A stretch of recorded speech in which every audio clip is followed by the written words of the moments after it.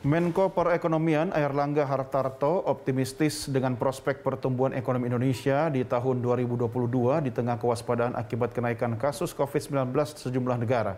Presidensi Indonesia di G20 diharapkan bisa mendongkrak minat investasi langsung masuk Indonesia.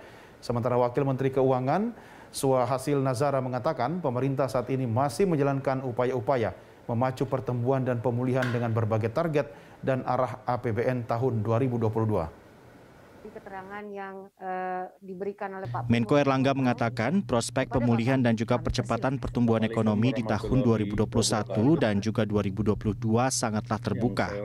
Hal ini didukung dengan pengendalian pandemi yang konsisten. Ditambah menguatnya tingkat kepercayaan dan juga keyakinan bisnis dan juga konsumsi, serta pertumbuhan ekspor yang mendukung ketahanan eksternal Indonesia dengan surplusnya neraca pembayaran.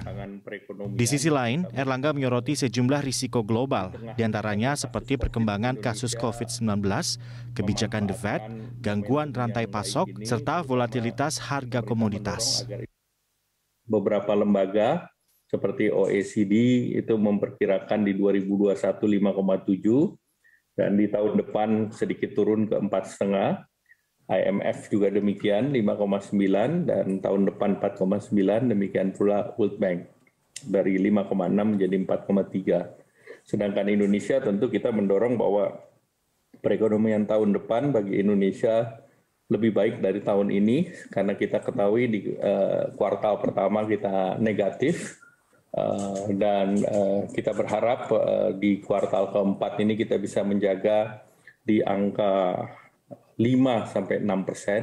Kalau kita mau tumbuh di angka 4%, maka di kuartal keempat ini kita harus memacu menjadi sekitar 5,5-6%. Dan itu dimungkinkan karena beberapa indikator, baik itu dari PMI, dari indeks keyakinan konsumen, itu sudah positif dan kita perkirakan bahwa dengan di tahun ini kita bisa capai 4%, maka tahun depan kita optimis bisa memacu di 5,2%. Kepada Bapak Suhasil. Sementara itu, Wakil Menteri Keuangan Suhasil Nazara mengatakan, pemerintah saat ini masih menjalankan upaya-upaya untuk memacu pertumbuhan dan juga pemulihan dengan berbagai target dan juga arah APBN tahun 2022.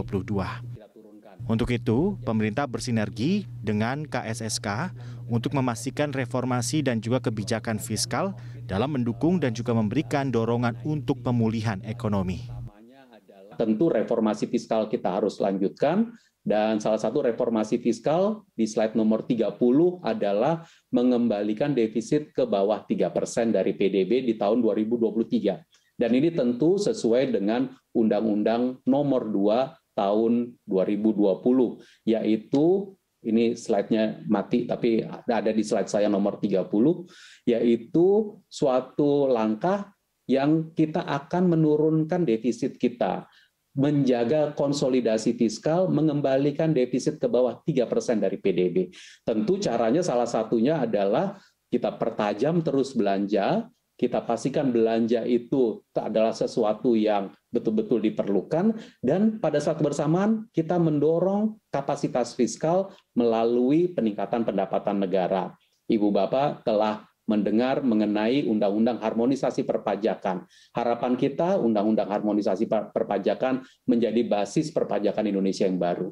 Ibu Bapak juga telah mendengar Undang-Undang Cipta Kerja yang jika kemudian pemulihan ekonomi kita bisa berjalan dengan baik, Undang-Undang Cipta Kerja memberikan landscape ekonomi yang baru untuk perekonomian Indonesia bekerja. Karena di situ merupakan luar biasa coverage-nya yang menjadi landscape baru bekerjanya perekonomian Indonesia. Yang saya hormati, pemerintah menargetkan defisit APBN tahun 2023 bisa ditekan kembali ke 3% dari PDB dengan asumsi aspek kesehatan dan juga penanganan pandemi COVID-19 yang mendukung.